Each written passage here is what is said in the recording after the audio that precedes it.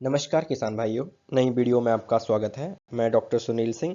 तो आज मैं बात करूंगा कि सेक्सीमेन क्या होता है, मतलब उसके एसओपी क्या हैं। क्योंकि जब भी कोई भी कंपनी अगर आपको सेक्सीमेन देती है तो उसके डू एंड डोंट्स होते हैं। उसका मतलब कब यूज़ करना चाहिए और कब यूज़ नहीं करना चाहिए सेक्सीमेन। तो आज इसी पे हम बात करेंगे।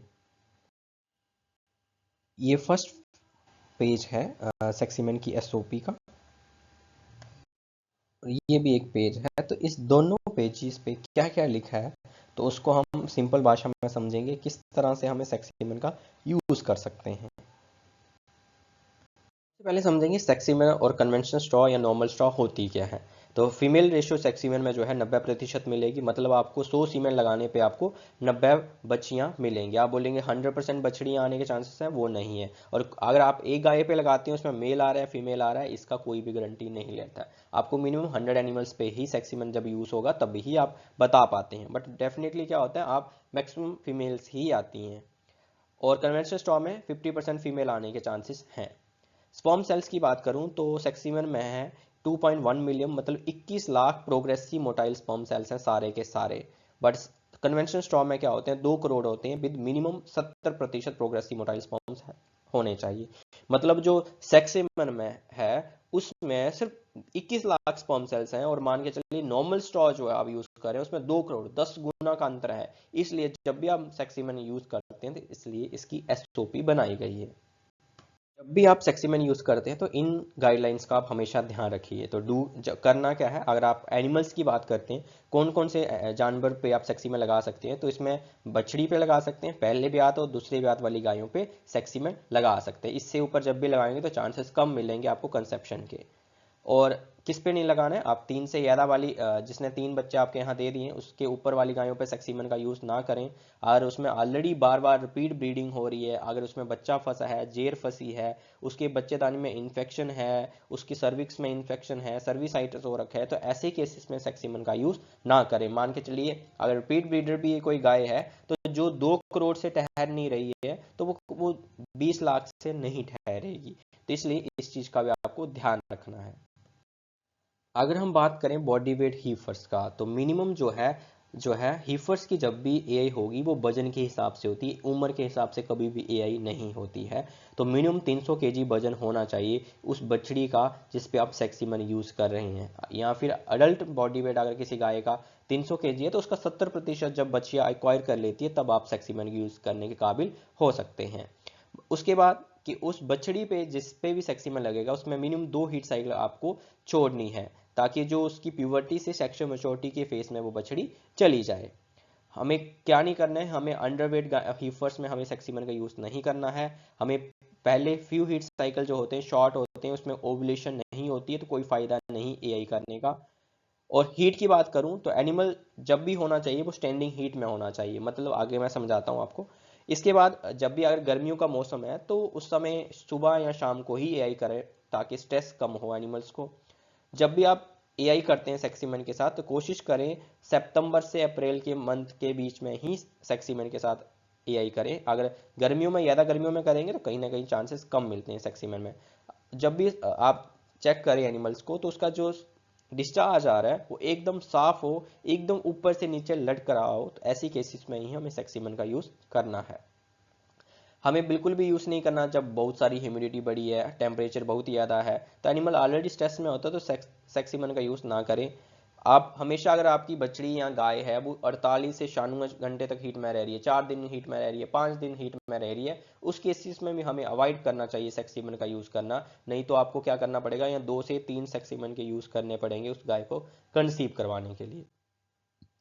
आप देख पा रहे हो स्टैंडिंग हीट का मतलब क्या होता है। तो स्टैंडिंग हीट का मतलब है कि जो नीचे वाली गाय है ये हीट में है, और ये ऊपर जो चढ़ रही है गाय ये अभी हीट में आने वाली है। तो मतलब नीचे वाली गाय अगर एकदम हिल नहीं रही है उसका मतलब हुआ कि वो एलो कर रही है बुल को कि अपन उसके ऊपर चढ़ने को। तो ये नॉर्मल है कि वो किस तरह से हम पहचान सकते हैं गाय अच्छी हीट में है, उसकी एआई कब करनी चाहिए। तो इस केसेस में हमेशा नीचे वाली गाय आपकी जो है उसको उसी समय एआई करेंगे तो आपको कंसेप्शन मिलेगी। बट जो ऊपर वाली गाय है ये उसके ऊपर चढ़ रही है नीचे वाली के, तो मतलब ये हीट में आने वाली है। इसका टाइमिंग होगा 12 से 24 घंटे के बाद।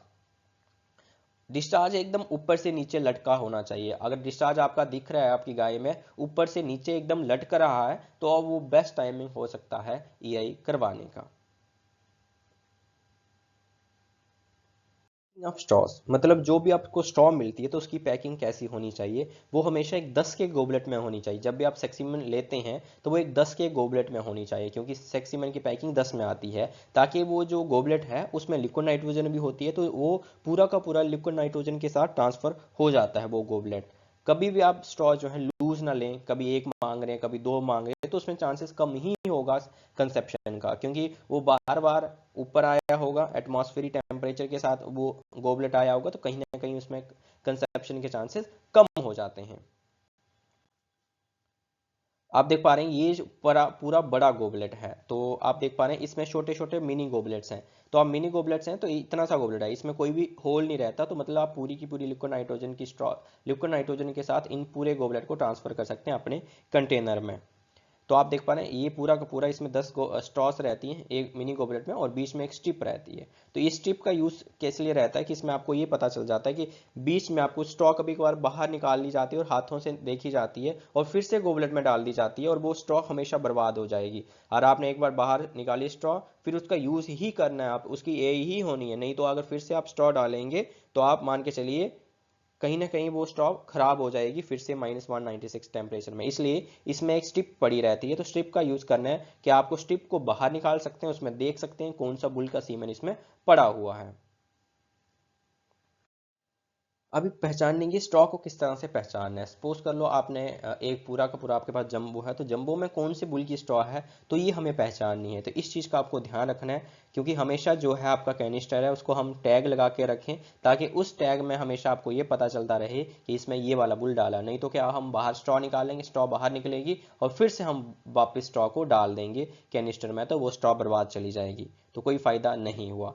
उसके बाद हमेशा हमें फ्रॉस्ट लाइन से ऊपर जहाँ पे बादल दिखते हैं हमें कंटेनर खोलने पे, उसके ऊपर हमारी कभी भी स्ट्रॉ या गोबलेट नहीं आना चाहिए। स्ट्रॉ ट्रांसफर जब भी होगी तो हमेशा लिक्विड नाइट्रोजन के बीच में ही होगी, हाथों का यूज बिल्कुल भी नहीं होगा स्ट्रॉ ट्रांसफर करने में, और कभी भी हाथ नहीं यूज करने हैं स्ट्रॉ ट्रांसफर करने में। इस पे भी एक छोटी शॉर्ट वीडियो मैंने बनाई है, तो आप उसका भी मैं लिंक शेयर कर दूंगा। तो आप देख पा रहे हैं कि ये हमारे पास एक कंटेनर है, तो कंटेनर जो है आपका हमेशा भरा रहना चाहिए। तो आपका जो कंटेनर है कितना भरा रहना चाहिए, पूरा का पूरा भरा रहना चाहिए। जैसे यहाँ पे आधी लिक्विड नाइट्रोजन हमेशा यहाँ तक भरा होना चाहिए, और यहाँ पे दिखते हैं बादल, तो हम आपका जब भी कैनिस्टर यहाँ से ऊपर आएगा यहाँ का एटमॉस्फेयर की टेम्परेचर में, तो हमेशा क्या होगा कहीं ना कहीं स्ट्रॉ को शॉक लगेगा और वो प्रॉब्लम में आएगी स्ट्रॉ, उसका कंसेप्शन कहीं ना कहीं डाउन होगा। दूसरा है कि हम हाथों का जब भी यूज़ करेंगे तो हाथ हमारा कंटेनर के बीच में तो जाएगा नहीं, तो इसलिए क्या होगा हमारा जो कैनिस्टर है वो ऊपर आएगा, फिर ऊपर से हमें स्ट्रॉ को बाहर निकालना पड़ता है, तो मान के चलिए कहीं ना कहीं हमारा कंसेप्शन डाउन जाएगा। इसलिए आप फोर्सेप या ट्वीजर का यूज़ करें ताकि हम फ्रॉस्ट लाइन से नीचे ही स्ट्रॉ को निकाल लें। तो आप देख पा रहे हैं इस तरह से हमें स्ट्रॉ को ट्रांसफर करना है। और दूसरा है कि हम बता रहा था कि जैसे ये कैनिस्टर है, इसके बीच में कैनिस्टर है, तो कैनिस्टर की टैगिंग कर ली जाए, यहाँ पे टैग लगा दिया जाए, जैसे 1 2 3 नंबर लिखा है यहाँ पे, तो इसके नीचे में एक टैग लगा दिया जाए कि 2 नंबर वाले कैनिस्टर में ये वाला अरमाडा बुल पड़ा हुआ है, 3 वाले कैनिस्टर में हैमर पड़ा हुआ है, ताकि आप स्टॉक को बाहर ना निकालें। अगर आपको अरमाडा निकालना है तो सीधा ही निकाल लें स्टॉक को। थॉइंग कैसे करें, तो थॉइंग हमेशा 37 डिग्री सेल्सियस पे होनी चाहिए 30 से 60 सेकंड्स के लिए, इससे ना कम इससे ना ज़्यादा। 37 के बजाय ना 36 होना चाहिए ना 38 होना चाहिए, नहीं तो आपका कंसेप्शन कहीं ना कहीं डाउन चला जाएगा। हमेशा एक स्ट्रॉ आप थॉ कर सकते हैं एक टाइम पे। अगर सपोज कर लो आपने 10 गायों को सिंक्रोनाइज कर रखा है हीट के, तो आप ये नहीं करना है कि आपने 10 स्ट्रॉस को एक साथ डाल देना है, तो आपको एक एक सिंगल सिंगल करके स्ट्रॉ को थाइंग करनी है। हमेशा जब भी स्ट्रॉ आप बाहर निकालते हैं कनिस्टर से, तो उसके बाद थोड़ा सा जर्क देना है ताकि लिक्विड नाइट्रोजन जो है उसकी थोड़ी लगी हो तो उसको वो निकल जाए और आप फिर उसको थॉइंग के लिए डाल सकते हैं। आप हमेशा मल्टीपल स्ट्रॉस को एक साथ था ना करें, नहीं तो आपको 5 मिनट के अंदर यही करनी होती है, तो बाकी वाली स्ट्रॉ खराब हो जाएंगी। हमेशा हमें टेम्परेचर जो है हाथों से जज नहीं करना है। बड़े सारे लोग क्या करते हैं, उंगल डाल देते हैं पानी में और देख लेते हैं कि इसका 37 है 38 है। तो मान के चलिए अगर टेम्परेचर 37 की बजाय 38 हो जाएगा तो स्पर्म की मोटिलिटी बढ़ जाएगी, वो जल्दी अपनी एनर्जी को एग्जॉस्ट कर देंगे और कंसेप्शन कम हो जाएगी। वो ओव्यूलेशन जहां हुई है वहां तक नहीं पहुंच पाएंगे, वो कभी फर्टिलाइजेशन नहीं कर पाएंगे। अगर टेम्परेचर कम है तो मान के चलिए हमेशा क्या होगा कि उसमें सही से जो स्पर्म सेल्स हैं वो गोल गोल वहीं पे घूमते रहेंगे, वो सिर्फ मोटाइल होंगे, प्रोग्रेसिव मोटाइल नहीं बन पाएंगे, तो कंसेप्शन लूज हो जाएगी। थर्मोमीटर का हमेशा यूज करना है ताकि 37 डिग्री सेल्सियस को आप सही से पहचान सकें कि टेम्परेचर 37 है या 38 है।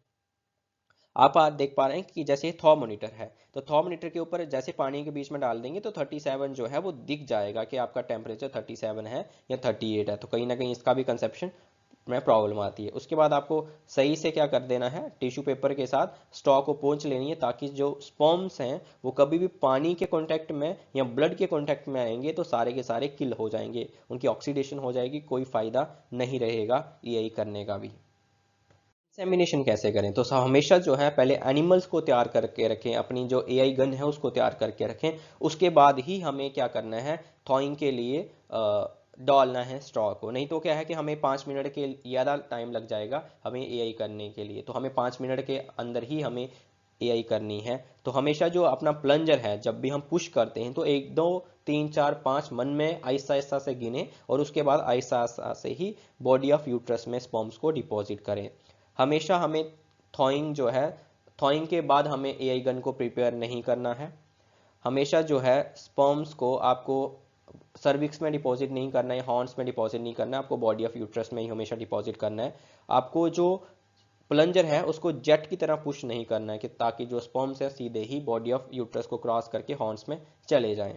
तो हमें ओवरीज को पैल्पेट नहीं करना है। जब भी हम एआई करते हैं तो ओवुलेशन हो जाएगी तो वो ओवम जो है वो मैच्योर हो जाएगा पहले ही स्पर्म से पहुंचने से पहले। तो इस चीज का आपको ध्यान रखना है। न्यूट्रिशन की बात करूं, जब भी आप सेक्सीमन का यूज करते हैं तो ऐसी एनिमल्स में यूज करना है जो पॉजिटिव एनर्जी बैलेंस में हो।